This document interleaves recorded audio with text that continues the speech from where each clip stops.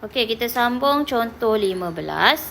Bagaimana kita menyelesaikan masalah yang melibatkan nisbah, kadar dan kadaran termasuk membuat anggaran. Okey, dalam contoh 15.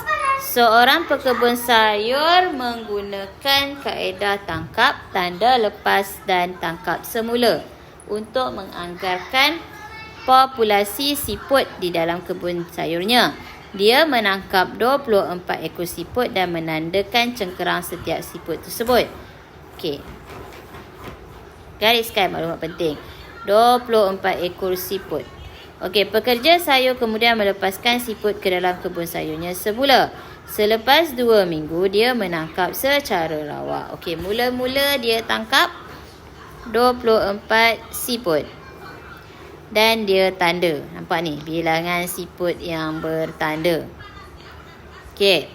Kemudian dia lepas 2 minggu, dia tangkap balik. Ada 30 siput yang ditangkap semula. Dan mendapati 5 ekor mempunyai cengkerang yang bertanda. Dia menggunakan kadaran berikut. Untuk menganggar populasi siput di dalam kebunnya. Okey, bilangan siput yang bertanda selepas ditangkap. Okey, tengok ya. Bilangan siput yang bertanda adalah 5. Bilangan siput yang ditangkap semula adalah 30. Yang ini adalah yang dia tangkap semula selepas 2 minggu. Nampak? Okey, sama dengan bilangan siput yang ditangkap dan ditanda. 24. Nampak tu? Yang ni yang sebelum tu. Ditangkap, dia tanda.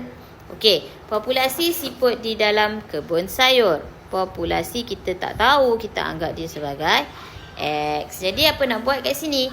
Boleh kita buat darab silang. Darab je lah. Okey. So 5X sama dengan 24 darab 30.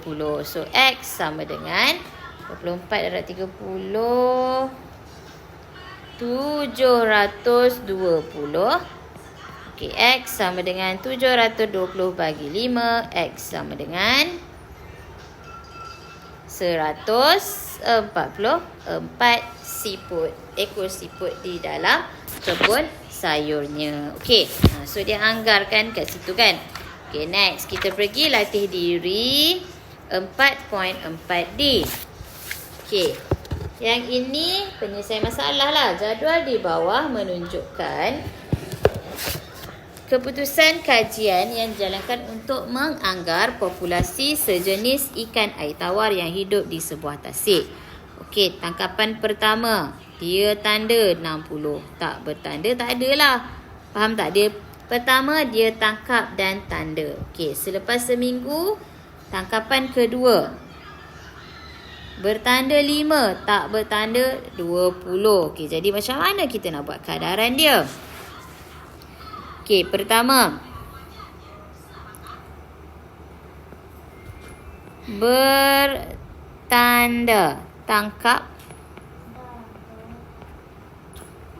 Tangkap dan bertanda.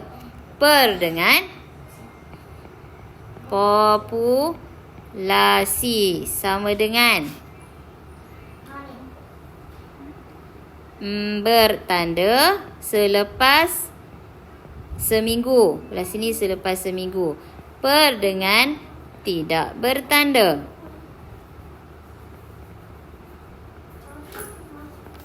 Okey. Tidak bertanda 20. Okey. Kat sini tidak bertanda ni dia 20. Tapi yang dia tangkap semua sekali, tidak bertanda dan bertanda lah dia tangkap semua sekali adalah tambahkan 25. Okey, so 25. Okey, nampak? So kat sini adalah 25. Yang ini bermaksud yang dia tangkap selepas seminggu. Ditangkap selepas seminggu. Okey. So kita darab silang. darab atas So kita akan dapat 60 darab 25 sama dengan 5x. 60 darab 25 berapa? 1500 sama dengan 5x. So 1500 bahagi 5 kita dapat x. So x kita akan dapat 300 populasi ikan air tawar. Okey, nampak? Okey, next kita pergi ke soalan nombor 2. Satu pasukan bola sepak bermain 28 perlawanan dan memenangi 4 perlawanan dari setiap 7 perlawanan yang ditandingi. Tiada perlawanan yang berakhir dengan keputusan seri. Maksudnya 28 perlawanan. Okey. Dia menang tulislah menang 4 untuk 7 perlawanan. Okey. A. Berapa kalikah pasukan bola sepak ini mengalami kekalahan? So, kalau dia menang 4 kali untuk setiap 7 perlawanan, bermaksud dia kalah berapa kali? 3 kali. Jadi, 3 kali dia kalah untuk 7 perlawanan. Tapi dia ada 28 perlawanan. Jadi, kalau 28 bermaksud 7/3 darab 28. So, kita akan dapat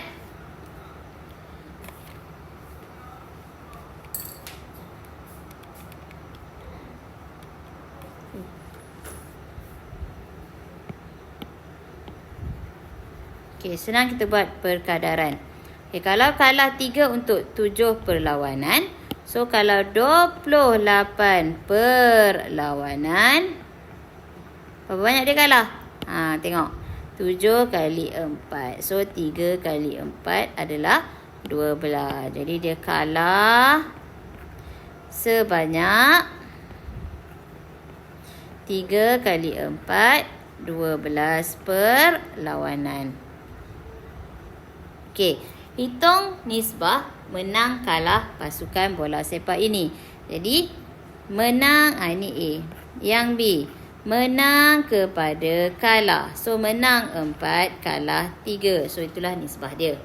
Jika trend ini berlanjutan, anggarkan bilangan kekalahan yang akan dialami oleh pasukan bola sepak ini setelah mereka menang 20 perlawanan. So, kat sini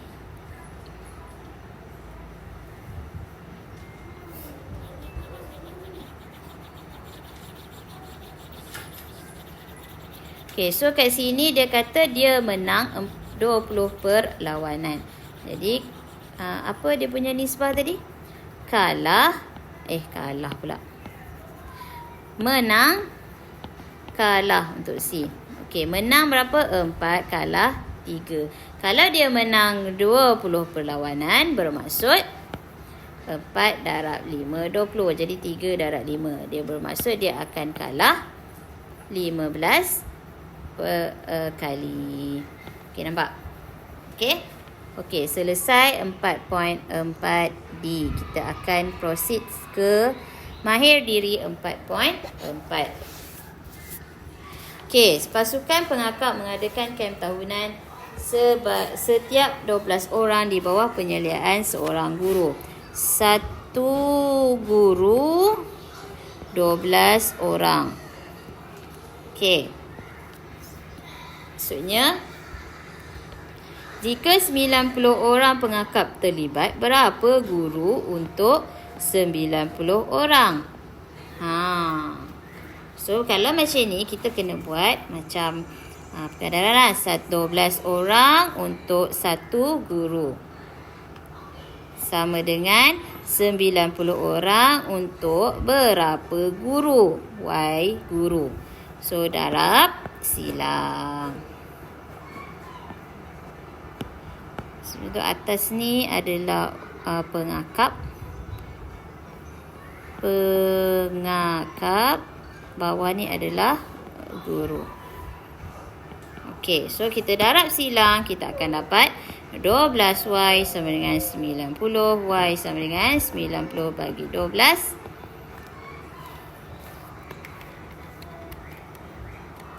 7.5. 7.5 guru. Tetapi orang. Boleh tak ada 7.5? Tak boleh. Dia mesti 8 orang guru. Okey. Next, nombor 2. Akmal, Bakri dan Kadin. Akmal, Bakri, Kadin berkongsi membiayai kos perubatan ibu mereka sejumlah jumlah A tambah B tambah C. Jumlah dia adalah 4,200. Yang ini adalah nilai. Okey, Kadin membayar 2,100. 2,100 tulis je. Okey.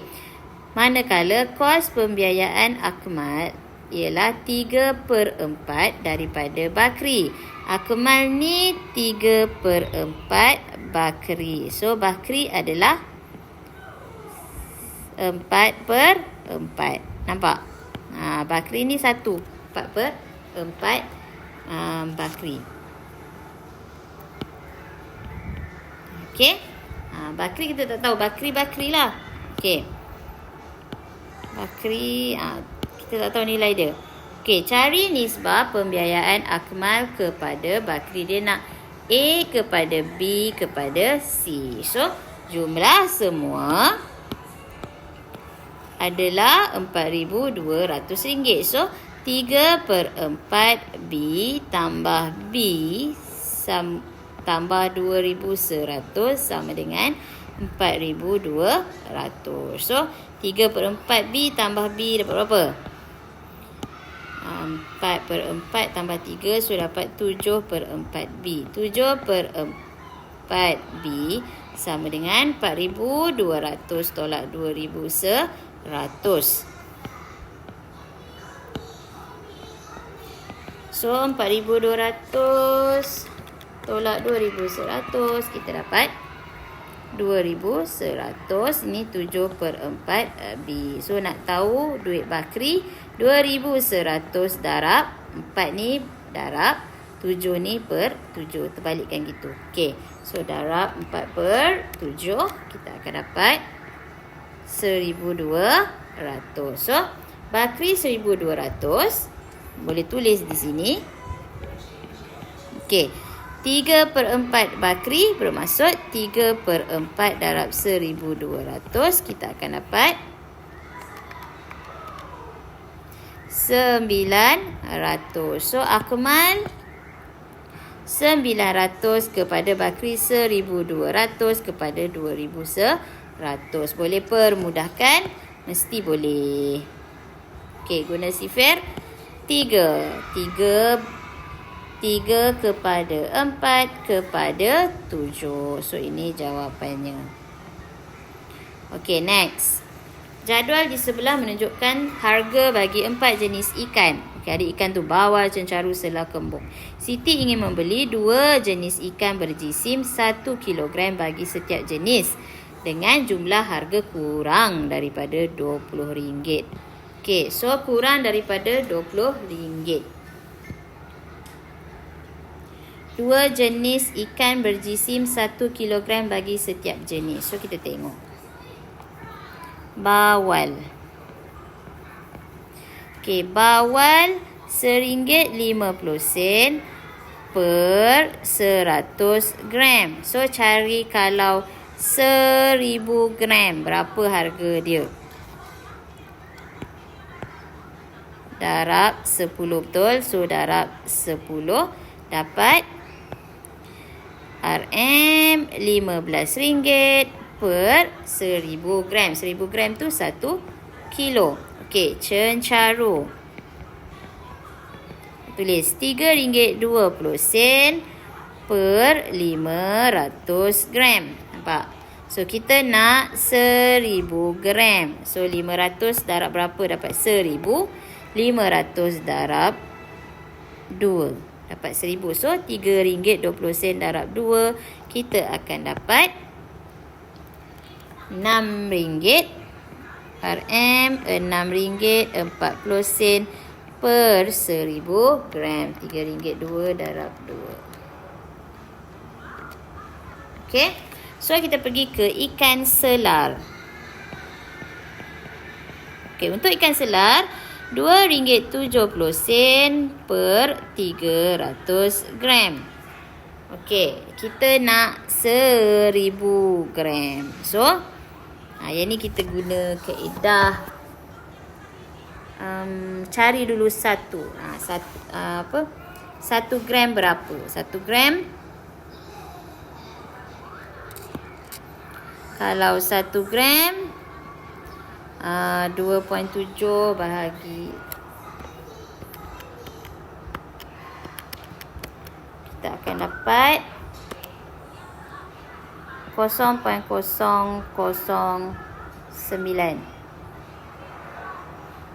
9 per 1000.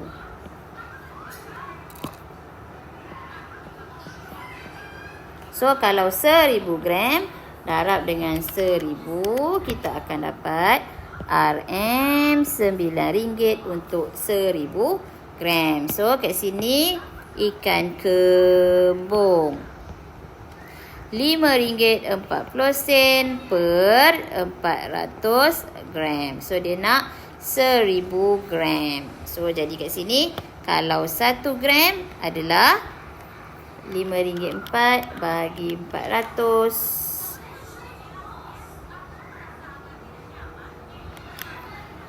So kita dapat 27 per 2000. So kalau 1000 gram kita dapat darab 1000. RM RM13.50. So nak cari kombinasi mana yang boleh dibeli oleh Siti. So kombinasinya kita tengok. Bawal RM15 dah. Dia nak kurang 20. Bawal tambah. Okey, bawal tak ada. So bawal kita pangkah. Nampak? Bawal dah mahal. Okey, RM6 ikan cencaru dan ikan cencaru boleh dan ikan selar. Jumlah dia adalah cencaru RM RM6.40 tambah selar RM9. So jumlah dia adalah RM15.40.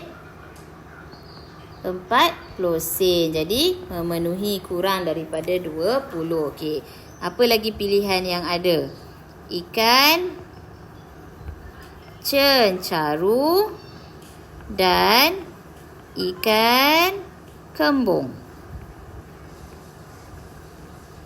Okey, tengok cencaru dan kembung. Cencaru RM6.40 tambah ikan kembung RM13.50. Jumlah sekali RM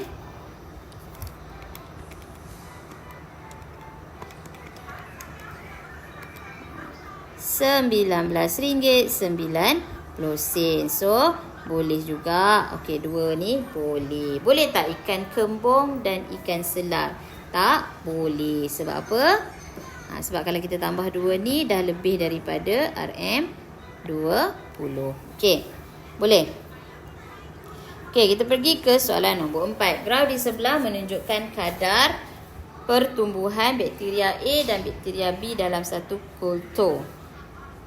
Bakteria manakah menunjukkan kadar pertumbuhan lebih tinggi dalam 1 minit pertama? Nyatakan kadar pertumbuhannya. Okey, dalam 1 minit pertama. So kita tengok graf ni.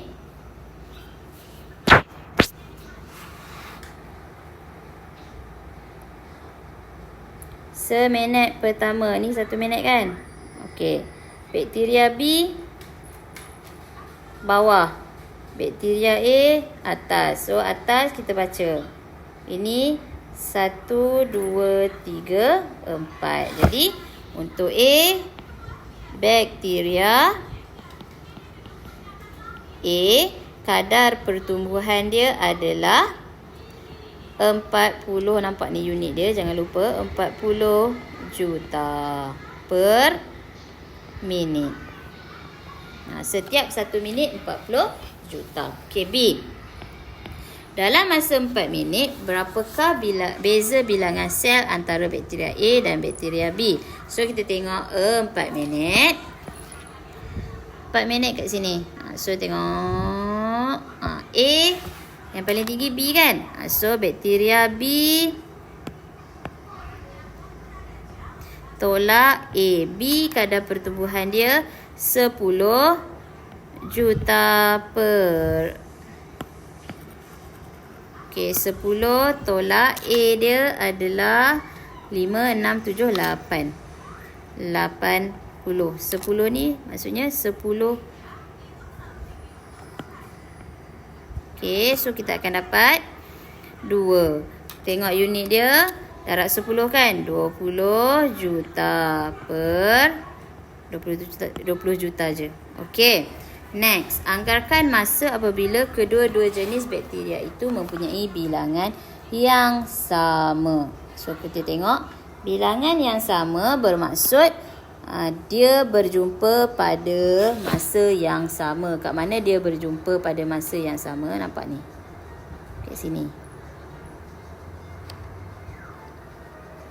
Okey. So, kat situ berapa? Agak-agak berapa minit? 3.3. So, untuk C 3.3 minit. Okey, boleh? Okey, next. Anggaran sahaja. Okey, next. Satu beg baja berjisim 30 kg dilabel sebagai 15. Itu ada nisbah tu. 15, 20, 10. Bermaksud 15 nitrogen, 20% fosforus, kalium 10%. Baki 55% ialah makronutrien dan pengisi yang lain. So, cari nisbah nitrogen kepada fosforus kepada kalium. So, ni dah dapat. Permudahkan dia, bahagi dengan 5, 3 kepada 4 kepada 2. Okey, B. Hitung jisim bagi kandungan nitrogen, fosforus dan kalium di dalam beg itu. So, beg itu adalah 30 kg. Okey, untuk B, hitung jisim dalam kilogram bagi kandungan nitrogen, fosforus dan kalium dalam beg itu. So, kandungan okey, awak tengok nitrogen, fosforus, kalium ni. Nitrogen, fosforus, kalium ni dia campur dengan 55% makronutrien dan pengisi lain. Baru dapat satu beg baja. Beg baja yang berisi 30 kg. Okey, nampak? So, jumlah semua sekali ni adalah 100%. Okey, natrium, fosforus, kalium ni adalah berapa peratus? 45%. Nampak? Okey, so 45%. Kita nak tahu 45% tu berapa daripada 30 kg. Jadi, okey, kita tengok 100% beg dia 30 kg baja. So, kalau bahan dia 45%, apa perlu kita buat? Kita cari dulu 1. Kalau 1, 30 bahagi 100. So, kalau 45% bermaksud 3/10 darab 45. Nampak situ? So, kat sini kita akan dapat berapa? 3/10 darab 45. Kita akan dapat 13.5 kilogram. Kalau 45% ni. 45% ni bermaksud natrium tambah fosforus tambah kalium. Daripada 13.5 kilogram ni, kita nak tahu setiap natrium tu berapa. Okey, nampak? So, nisbah dia dah bagi 3 kepada 4 kepada 2. Okey, jumlah semua sekali ni adalah natrium tambah fosforus tambah kalium. 3 tambah 4 tambah 2, kita akan dapat 9. Okey, 9 ni adalah 13.5 kilogram. So, cari 1 dulu. 1 adalah 13.5 bahagi 9. Kita akan dapat 1.5. So, boleh cari dah setiap satu. Okey. Nitrogen. Nitrogen bahagian dia 3 kan? 3 darab 1.5. So, kita akan dapat 4.5 kilogram. Satu lagi apa? Fosforus. Sama dengan fosforus 4. 4 darab 1.5. Kita akan dapat 6 kilogram. Last sekali, kalium. Kita dapat 2 darab 1.5 dapat 3 kilogram. Okey, selesai masalah. Okey, habis subtopik 4. Habis akhir diri 4.4. Jadi kita akan sambung next penerangan dengan 4.5. Okey, jumpa lagi.